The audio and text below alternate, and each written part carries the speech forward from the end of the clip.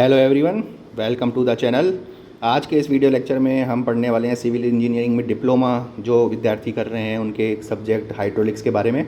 इससे पहले के लेक्चर में भी हमने काफ़ी कुछ सीखा और काफ़ी टॉपिक्स को कवर किया। आज के जो टॉपिक्स हैं वो हम जो डिस्कस करने वाले हैं वो आप देखो यहाँ पे क्या क्या हैं। तो सबसे पहले हम ये वाला पोर्शन कवर करने वाले हैं आज, various types of pressure. Atmospheric pressure क्या होता है, इससे पहले ये वाला चैप्टर हमने कंप्लीट कर चुके हैं। गेज प्रेशर क्या होता है, एब्सोल्यूट प्रेशर क्या होता है, वैक्यूम प्रेशर क्या होता है, concept of pressure head and it's units, ये चारों पांचों चीज़ें आज डिस्कस करेंगे। जो पास्कल्स लॉ है और वो है वो अगली क्लास में हम डिस्कस करेंगे, क्योंकि इसमें डेरिवेशन होता है पास्कल लॉ में। तो आज का जो वीडियो लेक्चर है वो इन सब चीज़ों के बारे में होने वाला है। तो चलिए स्टार्ट करते हैं आपका लेक्चर। चलो सबसे पहले तो हम डिस्कस कर लेते हैं दाब के बारे में। प्रेशर बहुत ही इंपॉर्टेंट चीज़ है, प्रेशर। और फिर बाद में जब आगे की क्लास आएंगी तो उसका मेजरमेंट कैसे किया जाता है वो भी पढ़ेंगे। तो दाब या दाब तीव्रता, परिभाषा पढ़ते हैं। सिंपल सी बात है, परिभाषा इसके फॉर्मूले से ही निकल के आती है। याद रखना, जो प्रेशर है it is force upon area. तो परिभाषा क्या हो जाएगी, प्रति इकाई क्षेत्रफल पर लगने वाला बल। यहाँ से आप परिभाषा निकाल सकते हो इसकी लिखने के लिए। जब आपसे कहे तो प्रति इकाई क्षेत्रफल पर लगने वाला बल किसके बराबर होता है, दाब के बराबर। इसकी इकाई क्या होगी, फोर्स की इकाई न्यूटन, और एरिया क्या हो गया, मीटर स्क्वायर। तो यही है, किसी तरल के द्वारा प्रति इकाई क्षेत्रफल पर लगने वाला नॉर्मल फोर्स। हाँ, इसकी जो फोर्स है वो हमेशा किस दिशा में लगता है, नॉर्मल में। ये बहुत इंपॉर्टेंट है। दाब या दाब तीव्रता कहलाता है। उसको प्रेशर या प्रेशर की इंटेंसिटी बोल सकते हैं। तरल का दाब संपीड़ित प्रकृति का होता है। संपीड़ित प्रकृति का मतलब ये होगी, जैसे आप तरल के अंदर गए तो तरल आपके ऊपर बाहर से संपीड़ित करने की कोशिश करेगा, तो बाहर से आपके अंदर की तरफ अप्लाई होगा। तो यदि ए सतह का क्षेत्रफल और अभिलंब बल हो तो पी को निम्न प्रकार व्यक्त किया जा सकता है। यह मैंने आपको बता ही दिया, न्यूटन पर मीटर स्क्वायर। दाब की इकाई न्यूटन पर मीटर स्क्वायर होती है, जिसको हम क्या बोलते हैं, पास्कल। इंपॉर्टेंट है, ऐसा ही प्रणाली है। एम के एस प्रणाली में KgF upon centimetre square. M K S प्रणाली में इकाई क्या हो जाएगी, kilogram force upon centimetre square हो जाएगी। KgF तथा न्यूटन में संबंध, आपके पास कई बार न्यूटन में हमें वैल्यूज़ को रखना होता है।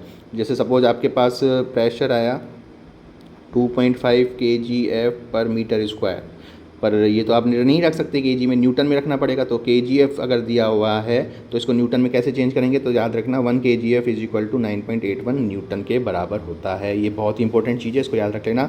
फिर कई बार प्रेशर की और भी यूनिट की बात की होती है, किलो पास्कल में दिया जाता है। किलो का मतलब 10⁻3, पास्कल न्यूटन पर मीटर स्क्वायर। मेगा पास्कल में भी दिया जाता है। मेगा पास्कल का मतलब 10⁻6 और न्यूटन पर मीटर स्क्वायर। तो किलो का मतलब 10⁻3, मेगा का मतलब 10⁻6। मेगा पास्कल में आपको बहुत बार मिलेगा, तो इसको चेंज करना मत भूलना।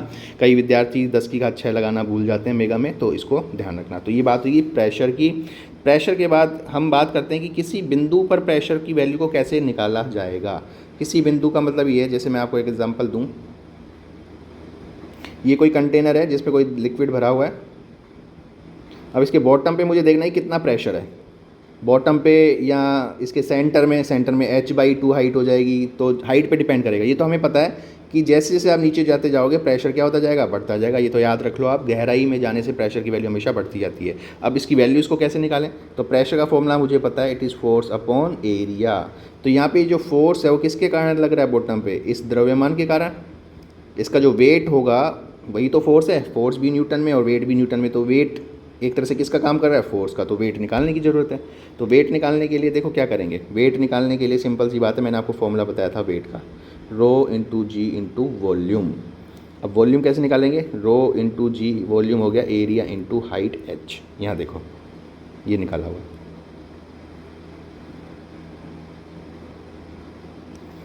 ये देखो यहाँ प्रेशर होता है फोर्स अपॉन एरिया। फोर्स की जगह में हमने वेट को रख दिया, वेट हो जाएगा rho into G into V, volume area into height upon area. तो एरिया से एरिया कैंसिल हो जाएगा, तो फाइनल फॉर्मूला बनेगा रो जी एच।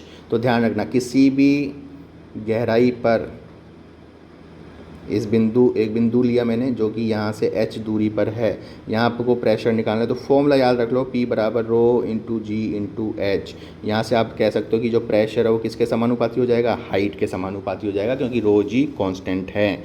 तो आप हाइट पता हो तो भी प्रेशर को निकाल सकते हो, प्रेशर पता है तो भी आप हाइट निकाल सकते हो, कितनी हाइट होगी, जिसको हम बोलते हैं प्रेशर हेड। इस h को ही बोला जाता है प्रेशर हेड, जिसको बोलेंगे P अपॉन रो जी। ध्यान रखना, दाब शीर्ष हमेशा क्या होगा, P अपॉन रो जी, जो कि हाइट में व्यक्त होता है, मीटर में व्यक्त होता है। तो ये बात ही हमने की। कि जो किसी बिंदु पर जो प्रेशर हो कैसे निकाला जाएगा। यहाँ पे हमने दाब शीर्ष के बारे में भी देखो क्या, दाब शीर्ष हो जाएगा P/ρg। तो ये बात हुई प्रेशर हेड के बारे में। दूसरा ये चीज़ की जाती है कि मान लो आपके पास दो लिक्विड हैं,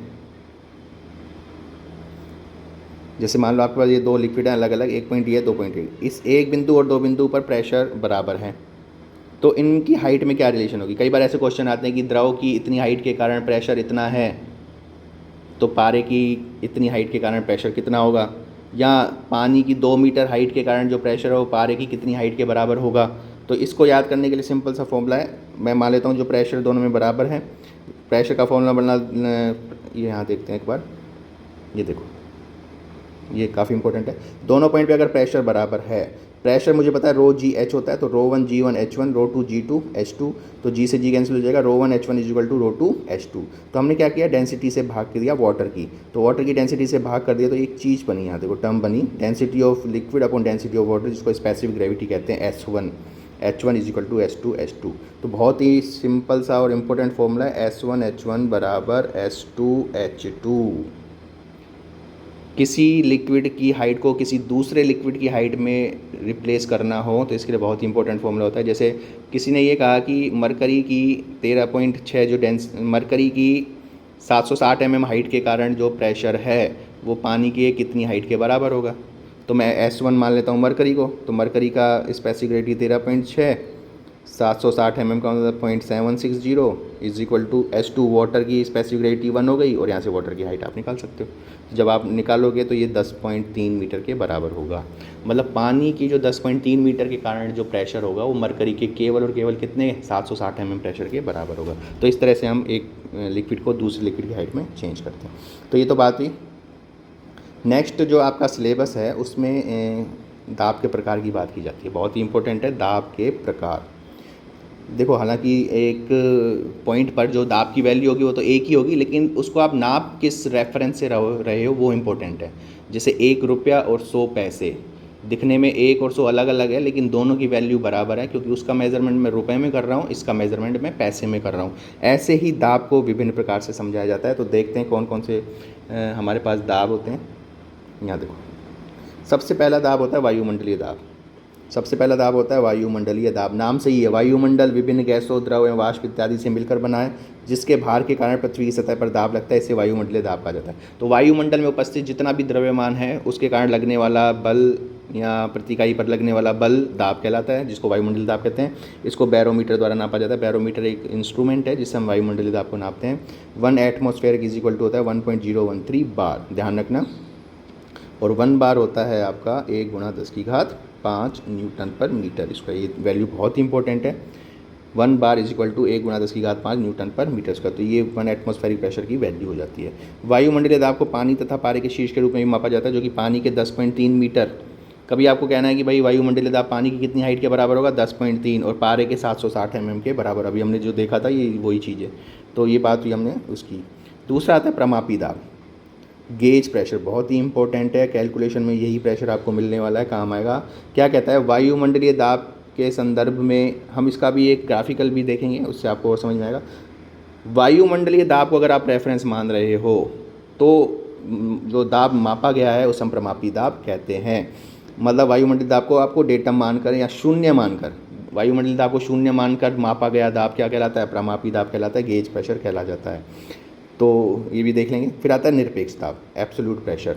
जब तरल का दाब निरपेक्ष, शून्य या पूर्णतः निर्वात से नापा जाए तो उसे निरपेक्ष दाब। भाई प्रमापी दाब को तो वायुमंडलीय दाब से मापा जा रहा था, लेकिन जो निरपेक्ष दाब है उसको 0 लाइन से नापा जा रहा था, किसी के सापेक्ष भी नहीं है, इसलिए इसका नाम है निरपेक्ष दाब।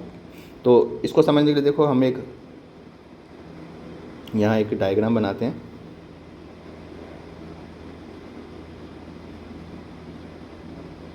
यहाँ देखते हैं, मैंने एक ग्राफ को प्रेजेंट किया इस तरह से।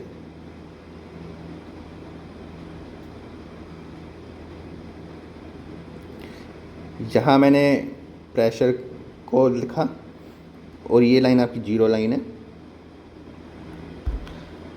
जैसे जैसे ऊपर बढ़ते जाएंगे प्रेशर बढ़ता जाएगा। एक लाइन मैंने डिनोट की है, ये लाइन जो डिनोट की ये वैल्यू है एटमॉस्फेरिक प्रेशर की। क्योंकि इसका मान मुझे पता है 1 × 10⁵ और ये हमने देखा था। तो एक पॉइंट है सपोज़ ये वाला ए, तो इस ए पॉइंट के प्रेशर को अगर मैं इस लाइन से नापूं, कौन सी लाइन है ये, वायुमंडलीय दाब की लाइन, तब जाके इसको क्या बोला जाएगा, प्रमापी दाब, गेज प्रेशर।